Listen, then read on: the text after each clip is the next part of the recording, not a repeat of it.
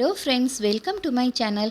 இன்றைக்கி நாம் இந்த வீடியோவில் என்ன செய்ய போகிறோம்னு பார்த்தீங்கன்னா, கோவக்காவை வச்சு ஒரு சைட் டிஷ் ஒன்று செய்ய போகிறோம். அதுக்கு நம்ம ஒரு பேன் எடுத்துகிட்டு அதில் தேவையான அளவு எண்ணெய் ஊற்றிட்டு இந்த மாதிரி நீல வாக்கில் நீங்கள் கோவக்காவை கட் பண்ணி வச்சுக்கோங்க. இந்த எண்ணெயிலேயே இந்த கோவக்காவை கொஞ்சம் நல்லா ஃப்ரை பண்ணி எடுத்துக்கலாம். இது கூட நம்ம உப்புத்தூளும் மஞ்சள் தூளும் சேர்த்துட்டு நல்லா இந்த கோவக்காவை நல்லா வதக்கி விடணும். இப்போ இந்த கோவக்காய் இந்த எண்ணெயிலே ஓரளவு நல்லா வதங்கணும்.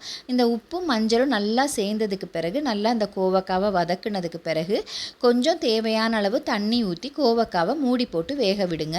மூடி வைக்காட்டி கூட வெந்துடும். ஆனால் நல்லா கொஞ்சம் வேகிறதுக்கு மூடி போட்டிங்கன்னா டக்குன்னு 10 நிமிஷத்துலேயே கோவக்காய் வெந்துடும்.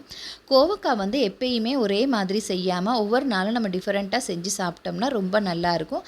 அதே சமயம் கோவக்காய் தினமும் நம்ம உணவில் சேர்த்துக்கணும்னு சொல்கிறாங்க. நிறைய வகையான நோய்களுக்கு முக்கியமானது ப்ரெஷருக்கெல்லாம் நம்ம கோவக்காய் அடிக்கடி உணவில் சேர்த்துக்கிட்டால் நல்லோம் அப்படின்னு சொல்கிறாங்க. நானும் கோவக்காய் எனக்கு ஒரு 2 டைப் தான் செய்ய தெரியும். அது மாதிரியே செஞ்சு சாப்பிடும் பொழுது எனக்கு போர் அடிச்சுக்கிட்டு இருந்துச்சு. ஸோ அப்போ தான் நான் இந்த மாதிரி ஒரு ரெசிபி ஒன்று ட்ரை பண்ணேன். இது யூடியூப்பில் ஒருத்தர் செஞ்சு காட்டியிருந்தார். இது மாதிரி நான் செஞ்சு பார்த்தேன். ரொம்பவே டேஸ்டியாக இருந்துச்சு. அதனால தான் கண்டிப்பாக வீடியோ போடலான்னு சொல்லிட்டு இப்போ நான் போட்டிருக்கேன்.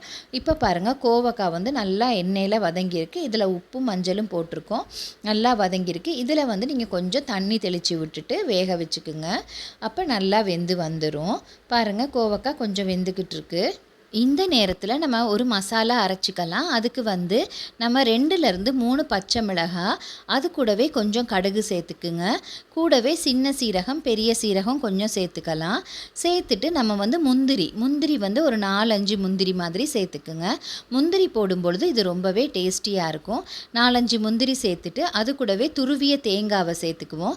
இந்த மாதிரி முந்திரி சேர்த்துட்டு துருவிய தேங்காவோட தண்ணியையும் சேர்த்துட்டு நல்லா நம்ம கொரப்பாக அரைச்சிக்கலாம். அப்படி இல்லாட்டி நீங்கள் கொரப்பாக தேவையில்லை அப்படின்னு நினச்சிங்கன்னா ஃபைனாக நல்லா அரைச்சி எடுத்துக்கோங்க. நான் ஃபைனாக தான் அரைச்சி எடுத்துக்கிட்டேன். இந்த மாதிரி கொரப்பாக அரைச்சி போட்டாலும் நல்லாயிருக்கும். இப்போ பாருங்கள், இதை நல்லா அரைச்சி எடுத்துகிட்டு வந்திருக்கேன். இப்போ நம்ம இதை இந்த கோவக்காயில் போட்டு செய்ய போகிறோம். இப்போ நம்ம இதை மூடி வச்சுருவோம். மூடி வச்சுட்டு இப்போ பாருங்கள், கோவக்காய் ஓரளவு வெந்திருக்கு. இதில் நீங்கள் கொஞ்சம் தண்ணி தெளித்து வேக விட்டுக்குங்க. நான் பார்த்தேன் கோவக்காய் இன்னும் கொஞ்சம் வேகணும் மாதிரி இருந்துச்சு. அதனால் கொஞ்சம் தண்ணி தெளிச்சுட்டு நல்லா வேக வச்சுக்க போகிறேன். இதை நல்லா மிக்ஸ் பண்ணி விட்டுட்டு வேக வச்சுக்குங்க. இந்த மாதிரி நம்ம இந்த தண்ணி வத்துற வரைக்கும் கொஞ்சம் வேக வச்சு எடுத்துக்கலாம். நல்லா வெந்தால் தான் கோவக்காய் நல்லா இருக்கும். இப்போ கோவக்காய் நல்லா தண்ணி வற்றிருக்கிற இந்த நேரத்தில் நம்ம அரைச்ச தேங்காய் பேஸ்ட்டை இதோடு நம்ம சேர்த்துக்குவோம். நம்ம அரைச்சி வச்சுருக்கிற பேஸ்ட்டை இதோடு சேர்த்துட்டு நல்லா மிக்ஸ் பண்ணி விட்டுக்குவோம். மிக்ஸ் பண்ணி விட்டதுக்கு பிறகு ஒரு தரம் நீங்கள் உப்பு பாருங்கள். சில நேரம் உப்பு பத்தாமல் இருக்கும். அப்படி இருந்துச்சுன்னா நீங்கள் இன்னும் கொஞ்சம் உப்பு ஆட் பண்ணிக்கலாம். காரம் பத்தாட்டி கண்டிப்பாக மிளகுத்தூள் கொஞ்சம் ஆட் பண்ணிக்கோங்க. அப்படியே இல்லாட்டி கூட கொஞ்சம் மிளகுத்தூள் ஆட் பண்ணுங்க. ரொம்பவே டேஸ்டியாக இருக்கும். நல்ல ஒரு தூக்கலான ஒரு சுவை ஒன்று வரும். பாருங்கள், இந்த மாதிரி கோவக்காய் செஞ்சு பாருங்கள் ஃப்ரெண்ட்ஸ். செஞ்சு பார்த்துட்டு எப்படி இருக்குதுன்னு சொல்லி கமெண்ட் பாக்ஸில் கமெண்ட் பண்ணுங்கள்.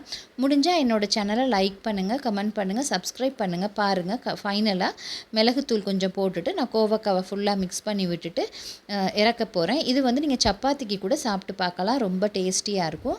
சாதத்துக்கு சைட் டிஷ்ஷாக செய்யும் பொழுது ரொம்பவே டேஸ்டியாக இருக்கும். கோவக்காவை இந்த மாதிரி கண்டிப்பாக ஒரு தரம் ட்ரை பண்ணி பாருங்கள். ரொம்பவே டேஸ்டியாக இருந்துச்சு. கோவக்காய் அவியல் மாதிரியான சுவையில் இருந்துச்சு. நீங்களும் இதை ட்ரை பண்ணி பாருங்கள். Okay friends, thank you.